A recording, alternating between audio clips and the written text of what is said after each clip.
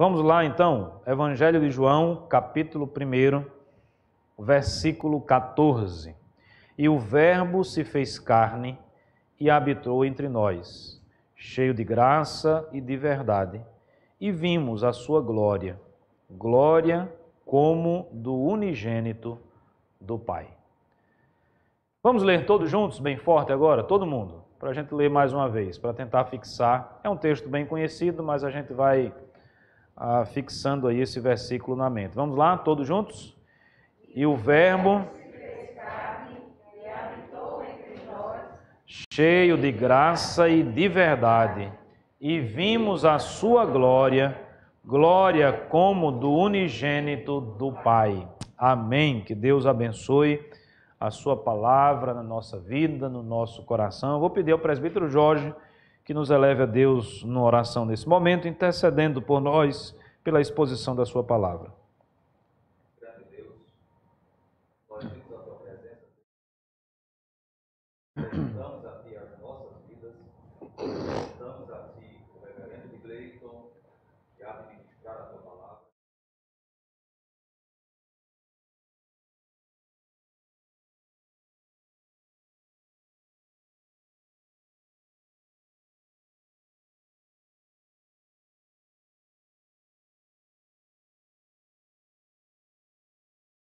Amém, amém.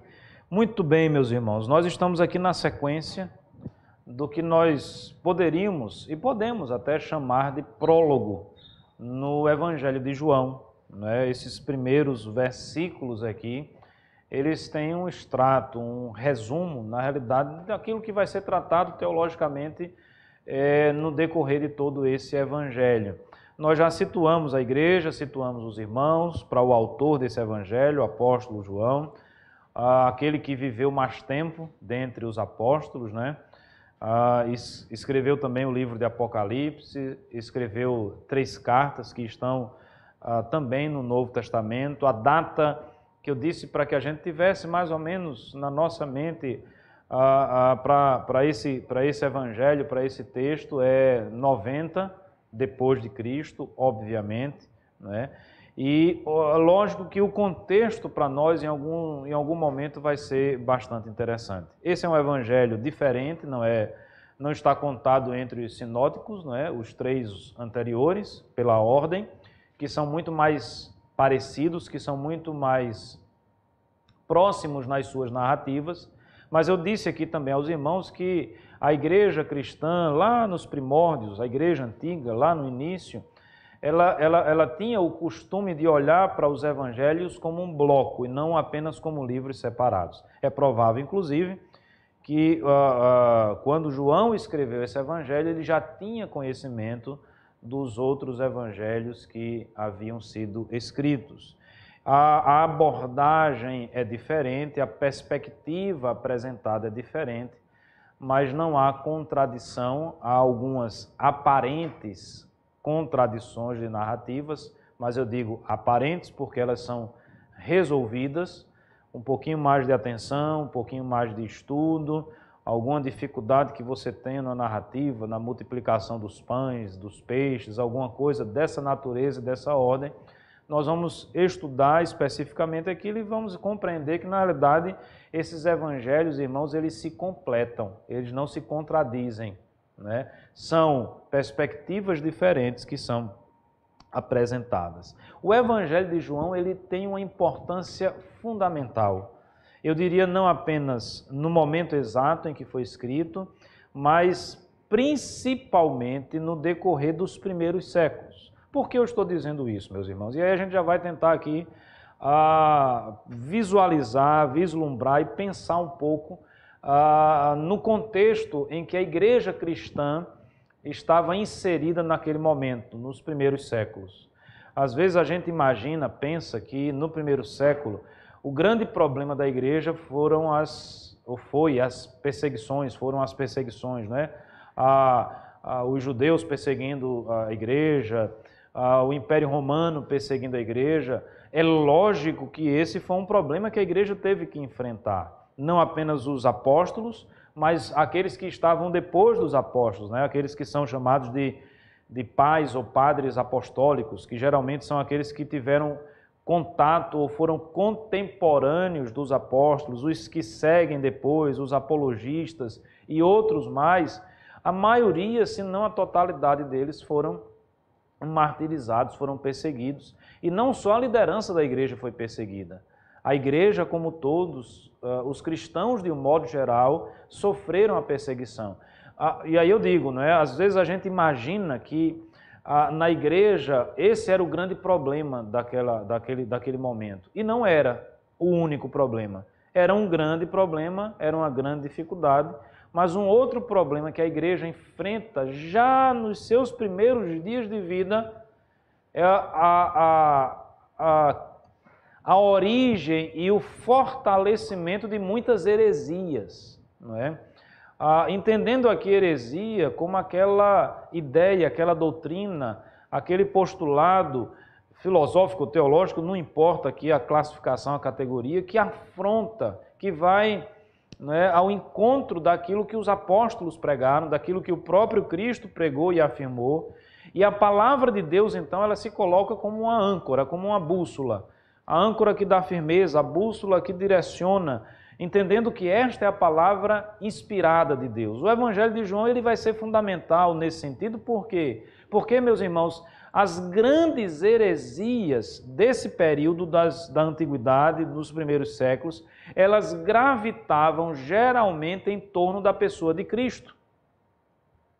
Hoje nós temos ainda ideias, distorções teológicas, óbvio que temos. A respeito da pessoa de Cristo, óbvio que temos, mas nós temos, por exemplo, hoje, distorções teológicas a respeito da pessoa do Espírito Santo de Deus, não é? Ou da forma da igreja se reunir. Me parece que a parte da forma como a igreja deveria se reunir não era um grande problema naquele momento. Existiam sempre as dúvidas, as dificuldades. Isso também foi tratado no primeiro concílio da igreja. Algumas questões eclesiológicas, algumas questões de comportamento, se precisava circuncidar, se não precisava circuncidar. Mas quando nós lemos os escritos, principalmente dos primeiros pais, sejam aqueles que foram contemporâneos aos apóstolos ou os seguintes, a gente vai ver que havia a figura do bispo ou do pastor, que havia a figura do presbítero, que as igrejas eram organizadas individualmente, que existia a distribuição da ceia do Senhor, da Eucaristia, dos elementos, a forma de governo levava em consideração a autoridade dos seus líderes, existiam também as reuniões de presbitério, as reuniões dos concílios, né? Os presbíteros reunidos, os pastores reunidos, os bispos reunidos, várias decisões eram tomadas. Então, de alguma forma, essa parte da igreja, apesar das diferenças que existiam, era um consenso, não era o grande problema a ser enfrentado. O grande problema a ser enfrentado, me parece, do ponto de vista teológico, nos primeiros séculos, gravita em torno da pessoa de Cristo. Ao longo da exposição do Evangelho de João, nós vamos tratar de algumas dessas heresias. Temos muitas, tá certo? Nós temos o próprio gnosticismo, que estava ali no início, que dá base e fundamento para várias perspectivas lá na frente. Os ebionistas, os docetistas, os arianos, apolinaristas, nestorianos, eutiquianos, alguns que eu anotei aqui, é provável que tenha me fugido mais alguns. Interessante que cada um deles defendia uma espinha dorsal de uma ideia a respeito de Cristo, mas tinham também subdivisões sutis dentro desses pensamentos. Eu queria, por exemplo, só tratar de um. Tratando desse, nós vamos perceber a importância do Evangelho de João. Os docetistas. A ideia até a expressão docético, né, vem da ideia de um corpo aparente, de um corpo fantasmagórico, alguma coisa nesse sentido, nessa ideia. Essa é uma corrente muito comum, por incrível que pareça, dentre alguns ali nos primeiros séculos, que tinham um problema sério com a humanidade de Cristo. Eles não tinham dificuldade em entender que Cristo era Deus, mas eles tinham a dificuldade de entender que Cristo era verdadeiramente homem. Porque nós entendemos e acreditamos, e essa é a linha da ortodoxia da igreja, que Cristo é verdadeiramente Deus, plenamente Deus, e verdadeiro homem, plenamente homem. Vero Deus, não é? Vero homem. Verdadeiramente Deus, verdadeiramente homem. Os docetistas não pensavam dessa forma. Até porque eles vêm aí numa esteira, talvez, influenciados, não é, pela filosofia platônica ou pelas filosofias pagãs, de um modo geral. Esse contexto ele é muito importante para nós, né? Talvez aquela ideia em que o corpo é mau e o espírito é bom. Na realidade, de uma forma sutil, às vezes a gente vê essa própria ideia sendo trabalhada nas Escrituras Sagradas. Os irmãos concordam comigo?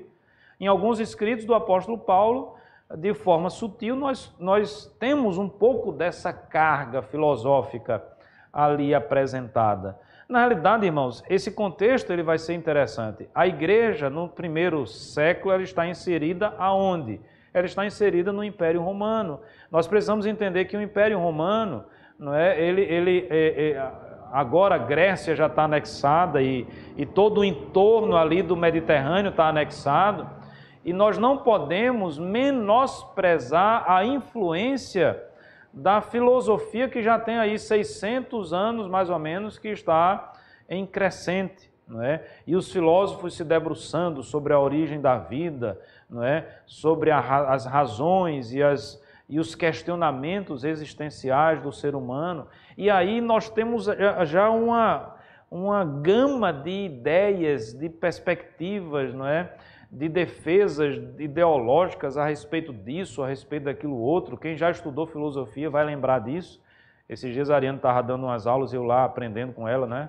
Porque a aula agora, como é online, a gente também fica, às vezes, em casa só ouvindo. Tudo bem que ela repete a mesma aula, não é, várias vezes por dia. É bom para a gente fixar mais, né? Então, você vai lá para a turma dos chamados pré-socráticos, né? Onde está a origem de tudo isso? Aí vai se discutir qual é a origem de tudo, da vida, o termozinho, eu nunca sei a pronúncia exata desse termo, se é archê, arquê, né?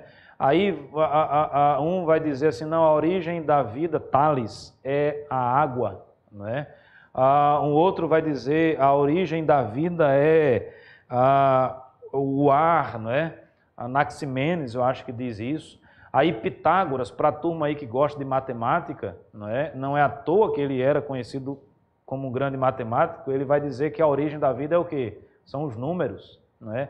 Ele vai tratar nessa... Veja, interessante que cada um tinha os seus discípulos subdividiam às vezes essas ideias, não é?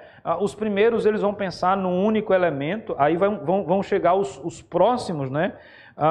Que vão trabalhar a ideia não apenas de um único elemento como sendo a origem da vida, não é? Empédocles, um nome meio complicado até de falar, ele já começa a trabalhar na ideia dos quatro elementos. Então a turma que gosta aí de mangá, que gosta de desenho animado, né? Aí a gente vai para aquele desenho animado Avatar, eu não estou falando do filme, mas do desenho animado. Qual é a origem daquela ideologia do Avatar? Não é? Quais são os elementos, não é, constituídos ali do poder daquela turma? É a água, o fogo, a terra e o ar. Eu não sei se todos conseguem compreender isso, mas às vezes hoje o que a gente defende é uma coisa que foi trabalhada há mais de 2000 anos atrás. E essas coisas elas são reeditadas, tá certo? Com uma roupinha diferente, né? Com um modelozinho mais atualizado, né? Mas elas são reeditadas. E aí vai se trabalhando vários filósofos até, obviamente, chegar naquelas mentes principais mais desenvolvidas, né? Aí nós temos Sócrates, aí nós temos Aristóteles, aí nós temos Platão. E, obviamente, que a igreja cristã, no primeiro século, meus irmãos, ela não está vivendo assim nos ares, ela não está na Lua ou em outro planeta distante, como nós também não estamos. Ela está inserida na Terra, num local geográfico específico, e enquanto igreja inserida nesse local, ela sofre as influências desse local, como nós sofremos essas influências também hoje. As ideologias, as ideias, por mais absurdas que elas sejam. De modo que, nesse balaio de gato, me permita essa expressão, das ideologias, dos pensamentos, As heresias dentro da igreja cristã começam a surgir. O docetismo é uma delas. A perspectiva, ora, se o corpo é mau e Cristo é bom, Cristo pode ter um corpo? Não. Então, como é que a gente resolve esse problema? Se nós entendemos que a matéria sempre é ruim, a matéria sempre é o mal, nunca podemos olhar para a matéria como sendo algo bom. E eu tenho que olhar para Cristo como sendo algo bom, até porque eles são cristãos. Eu estou falando de cristãos, de seguidores de Cristo, pessoas que foram impactadas pela mensagem do Mestre. Então, como é que eu resolvo isso? Eu resolvo isso, não é, adequando as minhas ideias a uma doutrina que eu vou criar. E essa doutrina eu começo a afirmar, então, e obviamente eu estou falando dos docetistas, que Cristo não tem um corpo verdadeiro. Ele parece que tem o corpo, mas ele não tem um corpo verdadeiro. É uma coisa meio fantasmagórica. Eu sei que é difícil até de explicar, que os docetistas expliquem, mas essa era a ideia que eles tratavam. E aí nós vamos então olhar para o verso 14 do Evangelho de João, que já começa arrebentando com os docetistas, ou com qualquer uma das heresias que tenha dificuldade em entender que Cristo é verdadeiramente homem. E o tema da minha abordagem nesta manhã é exatamente esse. Cristo é verdadeiramente homem.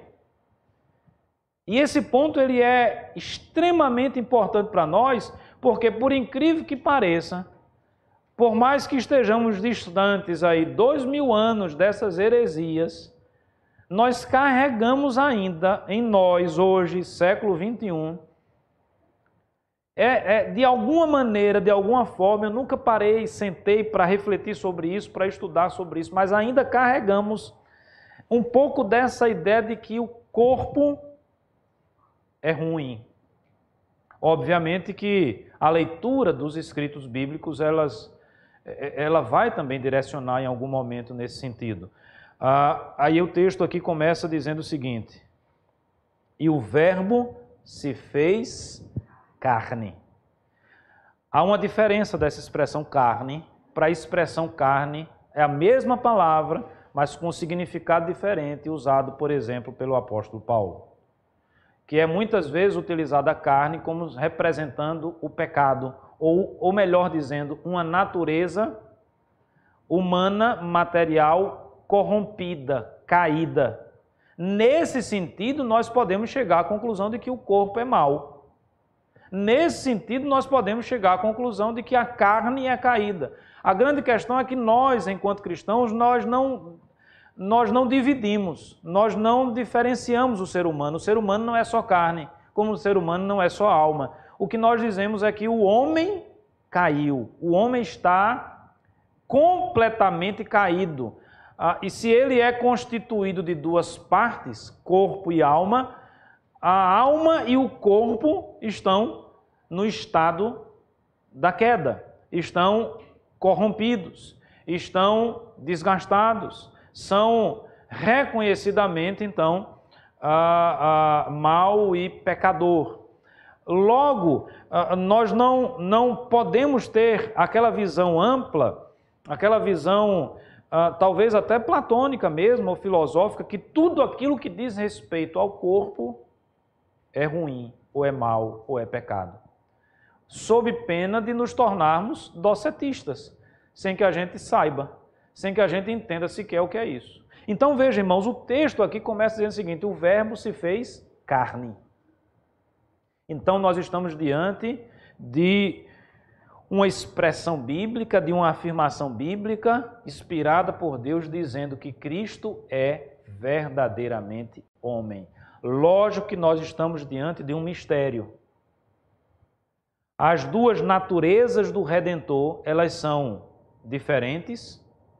A divina e a humana, elas não se misturam, mas elas estão presentes na mesma pessoa. Os irmãos me perdoem se eu não souber explicar isso, mas a minha mente não atinge o tamanho, a profundidade dessa revelação bíblica. E eu diria, inclusive, que nós estamos diante de uma revelação singular, ímpar. Por mais que tenhamos até no panteão grego, né, que os romanos também trabalham isso, aquelas as mitologias onde os deuses habitam entre os homens, conversam com os homens, tem o Deus, tem o semideus. Aqui nós não estamos diante de um semideus ou de um Deus intermediário, não é? Não, a ideia também não é essa. A ideia é que Cristo, e isso é trabalhado nos versículos anteriores, veja aí comigo se você tiver com sua Bíblia aberta, no princípio era o Verbo estava com Deus, o Verbo era Deus. Então veja, acompanhe comigo. No verso 1 eu tenho a expressão clara, objetiva, o Verbo era Deus. Obviamente que nós já trabalhamos a respeito do significado do verbo aqui. Verbo é Cristo, tá certo? Verbo remete-nos à figura e à pessoa de Cristo. Obviamente que esse verbo aqui não traz a mesma ideia que os filósofos lá atrás trabalharam como sendo o verbo, porque eles também chegaram à conclusão, em algum momento, alguns filósofos chegaram à conclusão que a origem era o verbo. Interessante, irmãos.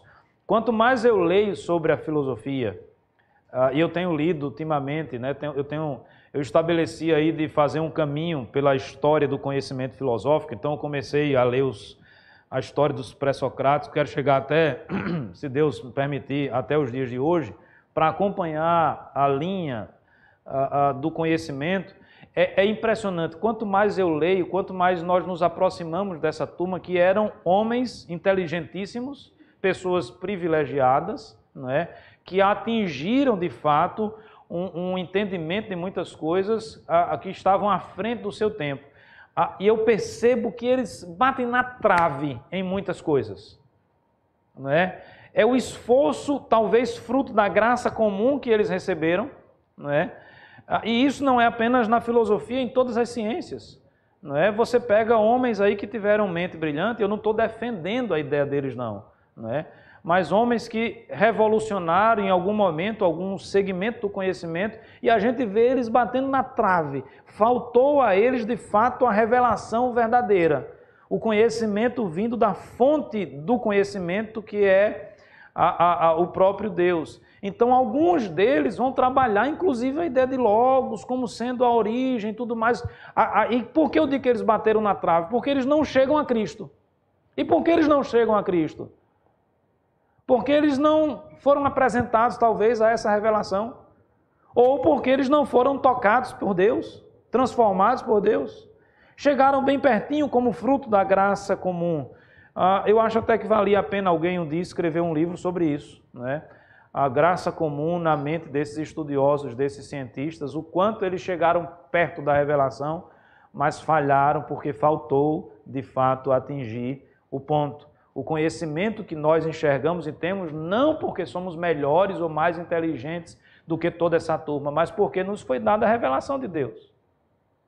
E na revelação de Deus clara aqui, o primeiro versículo diz que que Cristo é verdadeiramente Deus.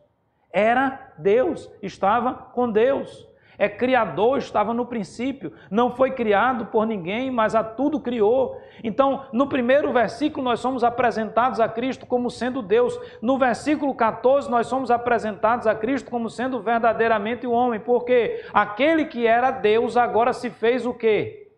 Carne.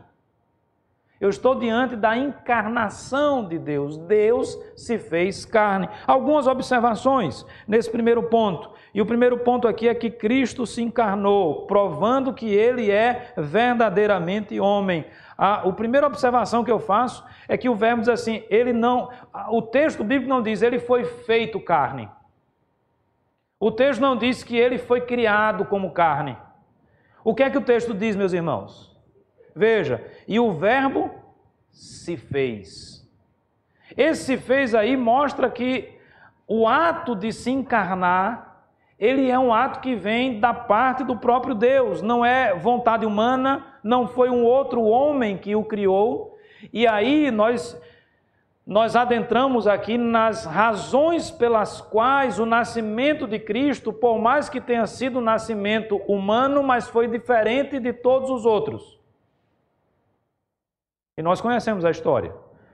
Não há necessidade de nós aprofundarmos nisso, mas nós sabemos que Maria achou-se grávida por obra do Espírito Santo de Deus. Não houve uma coabitação, numa linguagem que a própria Bíblia usa, vamos dizer assim, de meios tradicionais, normais, como todos nós. Por quê? Porque Cristo é carne, mas ele não é da natureza caída. Ele é corpo, ele é 100% homem, mas ele não herda essa natureza pecaminosa. O seu nascimento foi diferente. Ele não foi gerado, ele não foi criado. Ele se fez carne. Deus, meus amados irmãos, a segunda pessoa da Trindade, e quando eu digo Deus, eu estou falando não do Deus Pai, eu estou falando do Deus Filho. Lembre-se do versículo 1. Ele era Deus, ele é Deus. E esse Deus, a segunda pessoa da Trindade, ele se fez carne. Ele encarnou-se, ele se fez homem. E agora ele não é apenas verdadeiramente Deus, ele também é verdadeiramente homem. As Escrituras, portanto, nos mostram e nos revelam que Cristo é verdadeiramente homem. Esse texto é precioso, é importante porque qualquer heresia, qualquer ideia, como por exemplo a dos docetistas, que queiram menosprezar, que queira diminuir, que queira negar a natureza humana de Cristo, deve ser desconsiderada por todos nós. Esta não é a verdade da revelação. E o texto, então, é muito claro, meus amados irmãos. E o Verbo se fez carne. Ele não foi feito, ele se fez. É um ato exclusivo de Deus. É fruto da vontade soberana de Deus. Que, obviamente, mostra uma outra história sem precedentes em todo o contexto das religiões, onde em todos esses contextos os homens querem ser Deus, os homens buscam ser Deus, os homens sempre buscam agradar a Deus e às vezes até sacrificando outros homens, outros seres humanos. E nós estamos agora diante de um Deus que decidiu ser homem. É por isso que esse negócio é muito complicado para nós, até hoje, de entendermos esse mistério das duas naturezas de Cristo. É um mistério mesmo, mas está posto nas Escrituras Sagradas. Está revelado diante de nós. Caímos, obviamente, agora, meus irmãos, no campo estritamente da fé. Então, Jesus, enquanto ser humano, a Bíblia diz, por exemplo, que Jesus chorou. A Bíblia diz que Jesus teve sede, né? Teve fome. São características humanas. Deus tem sede, enquanto o ser de Deus, não é? Algumas características humanas são explicitadas de uma forma impressionante na pessoa de Cristo. E por que, você vai perguntar, pastor, mas por que Deus se fez homem? Você chegou a fazer essa pergunta? Não. Você já estava confabulando aí, indo além do pregador, não é? E pensando. Ele se fez homem, meus irmãos, porque era necessário que um novo Adão surgisse entre nós. Ele se fez homem porque isso está no plano da salvação de Deus. A gente pode fazer aqui, amados irmãos, a relação do primeiro Adão com o segundo Adão. Não é?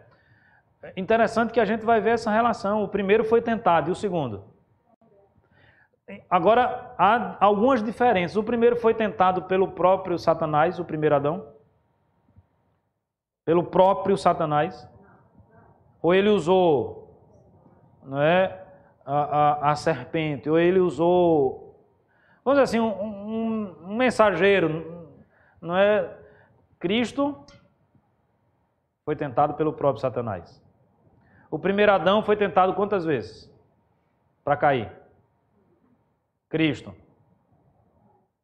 Mais de uma, 3 vezes. Os irmãos lembram ou não? Insistente. A gente poderia aqui ver essas diferenças, para mostrar, inclusive, que o segundo Adão, que é 100% homem, como o primeiro é também,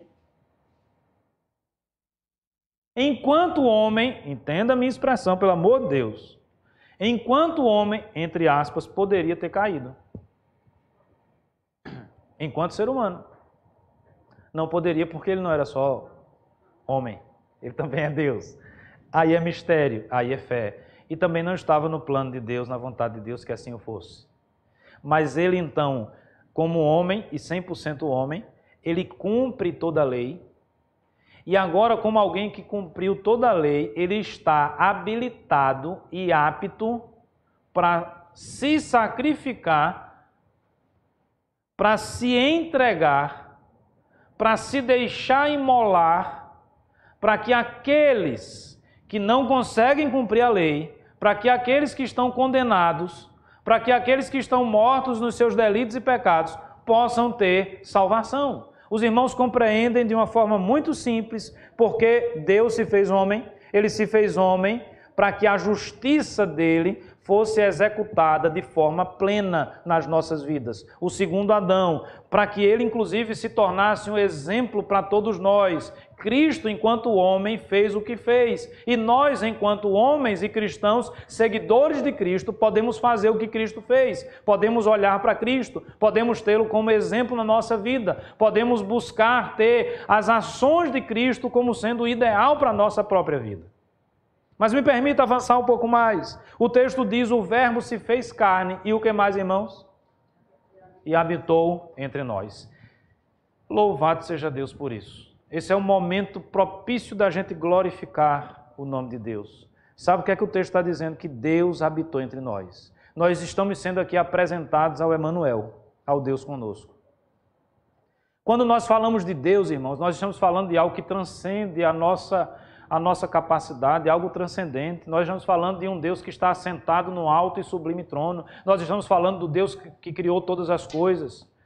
Nós estamos falando do Senhor dos exércitos. Nós estamos falando daquele que criou o universo. Nós estamos falando daquele que pode mandar o vento parar. Nós estamos falando daquele que faz chover ou faz cessar a chuva. Lembra lá do texto de Elias que nós discorremos aqui há domingos atrás, aquele que faz descer fogo do céu e queima o holocausto. Nós estamos falando daquele que fez o mar vermelho ser aberto e o povo passar a pé enxuto. Nós estamos falando daquele que fechou a boca dos leões e não permitiu que o seu servo Daniel fosse devorado pelas feras. Nós estamos falando daquele que é todo-poderoso. Nós estamos falando daquele que nós não alcançamos, que nós não atingimos. Nós somos simples vasos, ele é o oleiro. Nós somos criaturas, ele é o Criador. Mas a despeito de tudo isso que ele é, que nos falta inclusive palavras para descrevê-lo. Não há idioma no mundo, ou todos os idiomas juntos, que seja suficiente para descrever a grandiosidade de Deus. Mesmo e a despeito de tudo isso, ele habitou entre nós. Ele se fez homem. Interessante que a expressão aí no original traz a ideia de que ele fez uma tenda entre nós. Eu gosto de pensar, quando eu estudava sobre essa ideia de que ele fez uma tenda, eu gosto de pensar na expressão, e eu não vi essa expressão, mas me remete muito ao tabernáculo. A ideia do texto me parece que apresenta-nos muito aquela ideia do tabernáculo, algo que estava ali, que representava a presença de Deus, mas que era temporário. Não é? E assim foi. Eu gosto de pensar que o Senhor Jesus, ele tabernaculou entre nós. Isso, inclusive, talvez vá nos fazer entender melhor as próximas expressões aí, como, por exemplo, em que vimos a sua glória. A glória de Deus foi revelada no deserto, irmãos. A glória de Deus foi revelada no tabernáculo, irmãos. A glória de Deus foi revelada lá atrás no Velho Testamento. Então veja, eu estou diante do Deus que se encarnou, ele se fez, ele não foi feito, e além de ter se feito homem, de ter se encarnado, o texto diz que ele habitou entre nós. Obviamente que essa habitação, ela é e foi temporária. Ele armou a tenda, não é? Ele tabernaculou entre nós. Nós estamos falando do Emanuel. Nós estamos falando do Deus conosco. Nós estamos falando de um Deus que não é apenas transcendente, mas de um Deus que é imanente. de um Deus que conversa comigo e com você, de um Deus que nos conhece, de um Deus que nos abraça, de um Deus que fala conosco, de um Deus que sabe, mesmo sendo nós uma ínfima partícula em todo o universo, em toda a criação de Deus, Ele sabe quem é a Dijane, Ele sabe quem é Simone, Ele sabe quem é o Cícero, Ele sabe quem é o Digleito, porque Ele habitou entre nós. É o Deus que se relaciona com os seres humanos. Mais uma vez, nós estamos diante de uma doutrina sem precedentes na história do mundo e das religiões. O povo não consegue compreender isso. E é na falta da compreensão, é na falta da aceitação que surgem as heresias. Todas as vezes que nós queremos explicar o inexplicável, nós vamos correr o risco de inventar histórias. Nós vamos correr o risco de criarmos fábulas e contos. Basta-nos, meus irmãos, a revelação de Deus, que é a verdade. O apóstolo João está escrevendo, inspirado pelo Espírito Santo de Deus, dizendo de forma peremptória, clara: o Verbo se fez carne. Eu estou diante do Deus que se encarnou. Esse ato é um ato dele, ele se fez. A prova da sua encarnação é que ele habitou entre os homens, é que ele habitou entre nós. É o Deus que se fez carne e habitou entre nós. É o Emanuel, é o Deus conosco. Mas o texto continua dizendo, e eu chamo a atenção dos irmãos agora para as próximas duas expressões. Ele habitou entre nós, como? Cheio de graça e de verdade. Eu vou inverter. Primeiro falar de verdade, depois de graça. Cristo é a verdade, meus irmãos. Veja, no mundo pós-moderno da relativização da verdade, a coisa mais comum que nós escutamos nos nossos dias é que não existe verdade absoluta. Você já deve ter ouvido, talvez um professor seu falando isso. Eu sempre gosto de pensar que todas as vezes que nós escutamos isso, seria muito oportuno, se aí fosse possível na hora de escutarmos, perguntarmos a quem está afirmando se essa afirmação dele é uma verdade absoluta, não é? Existem algumas afirmações que elas se autodestroem, não é? Eu acho que a expressão é de uma figura mítica, o Uróboro, um negócio assim, é uma serpente que ela devora se devora num ato contínuo de autodestruição. Algumas ideias, algumas frases, essas frases lacradoras, né, que o pessoal gosta muito de postar, algumas delas elas assim, são autodestrutivas. Uma delas é que não... Olha, eu quero lhe dizer uma verdade absoluta. Não existe verdade absoluta. Esses dias eu vi uma postagem de alguém dizendo que é pecado dizer ao homem que é alguma coisa, que é pecado ele ser essa coisa que ele é. Bonito, né? Aí o cara diz, poxa, olha aqui. Aí, curtida. Lindo, maravilhoso. Vou compartilhar. Posso? Não sei o que lá. Não tem esse negócio, né? Quer dizer, eu estou dizendo, acusando, porque eu começo dizendo é pecado. Aí depois eu digo que é pecado dizer que é pecado. Ou seja, um comentário propício seria assim, essa mensagem se autodestruirá em 3, 2, 1, puf, destruiu-se. Destruiu-se a si mesma, não é? Apesar de toda a aparência da inteligência, ela não passa pelo mínimo que seja, não é? Pela lógica. Então, meus amados irmãos, existe uma verdade absoluta. E a verdade absoluta, ela está refletida em Cristo. É verdade as profecias do Velho Testamento que apontavam para Cristo. Tudo isso é verdade. É verdade o que o próprio Cristo falou de si mesmo. A gente vai ver no decorrer do Evangelho de João há tantas afirmações que o Senhor Jesus fez a respeito dele mesmo. E tudo isso é verdade. Veja, o que o texto nos ensina nesse momento é que Cristo é verdadeiramente o Salvador. Enquanto o verdadeiramente homem, Ele é verdadeiramente o nosso Salvador. Nele há a verdade. Esse é o Cristo que foi anunciado lá atrás, nas tipologias do Velho Testamento. Esse é o Cristo que foi anunciado pelos profetas lá atrás, anunciado de uma forma talvez ainda não tão clara, mas agora salta aos nossos olhos, agora está claro. Nós estamos diante do Messias que foi propagado, nós estamos diante daquele que o próprio Deus disse que viria para pisar na cabeça da serpente, Gênesis 3, versículo 15, no que é chamado de proto-evangelho, né? Do evangelho anterior ao verdadeiro evangelho. Eu não gosto muito dessa expressão porque eu acho que ali não é o proto-evangelho, ali já é o próprio evangelho. Então nós estamos diante do Cristo que é a verdade de Deus sendo revelada a nós. Ele é verdadeiramente homem, mas Ele é, enquanto verdadeiro homem, salvador da minha e da sua vida. É o Messias que foi anunciado, é o Messias predito, é aquele que encarna-se, é aquele que se faz homem e faz isso para que tivéssemos a vida eterna, e faz isso movido pelo grande amor de Deus, e faz isso para que todo aquele que crê nele como sendo a verdade não pereça, mas tenha a vida eterna. Meu amado irmão, se eu posso dizer algo a você hoje, nesta manhã, é que Cristo é a verdade e não existe verdade fora de Cristo. Ele habitou entre nós, mas Ele habitou entre nós como sendo a verdade. Não é um mentiroso, não é um embusteiro, não é uma criação humana, mas é a verdade de Deus revelada plenamente a todos nós.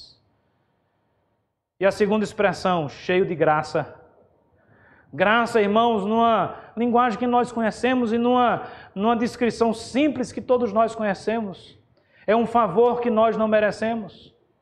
Eu pergunto a você, tem lógica o Deus Todo-Poderoso decidir tabernacular conosco?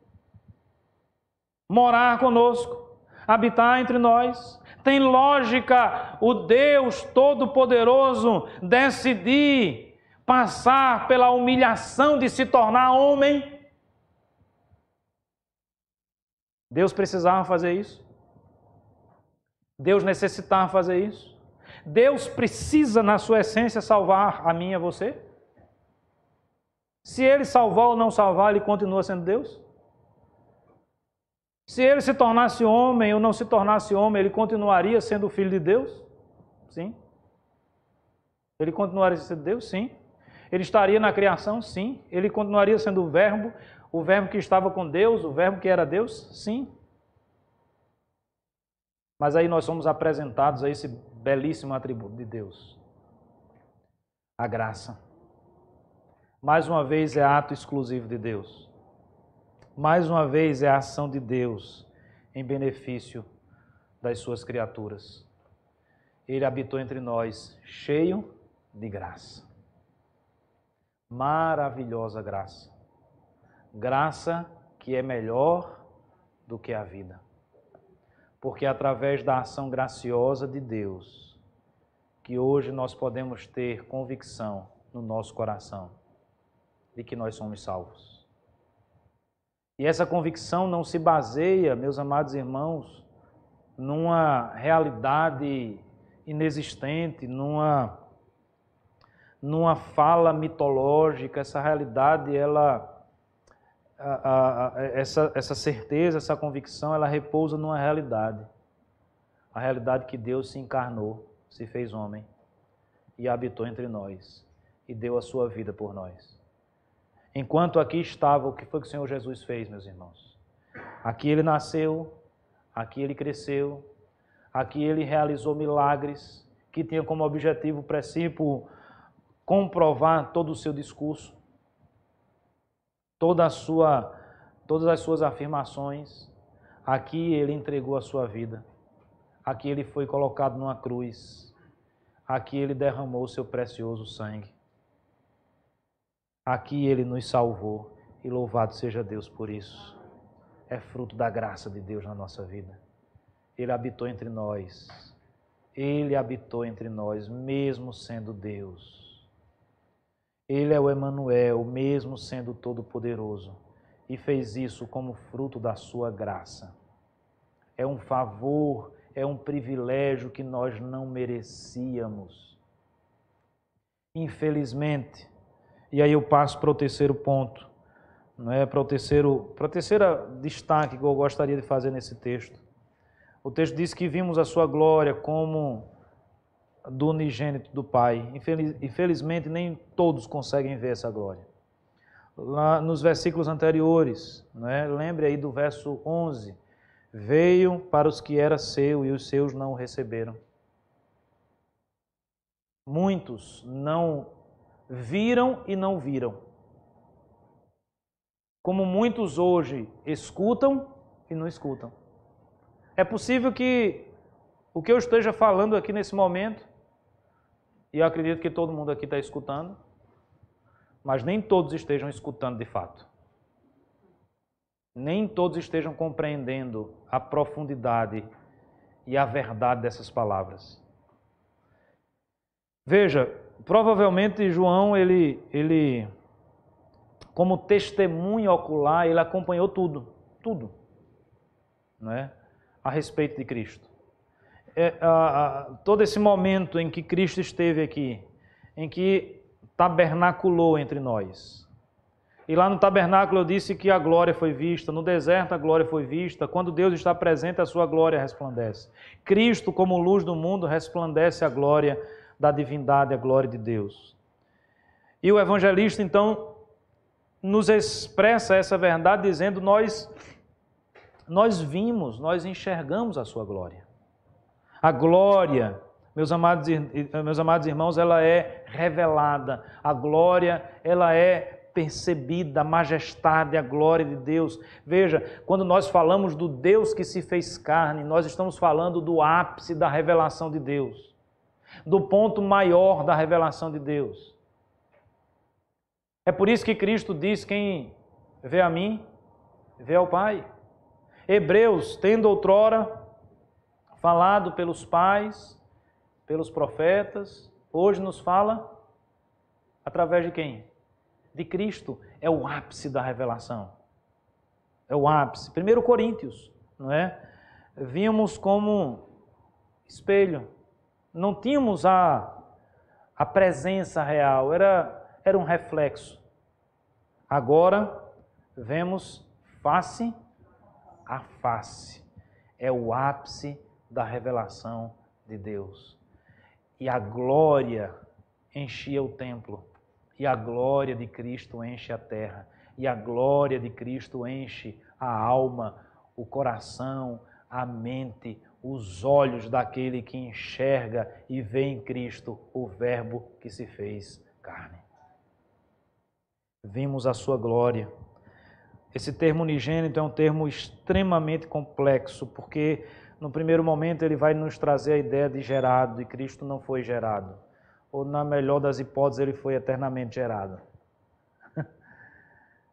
Ele não é criado por ninguém, ele é o Criador.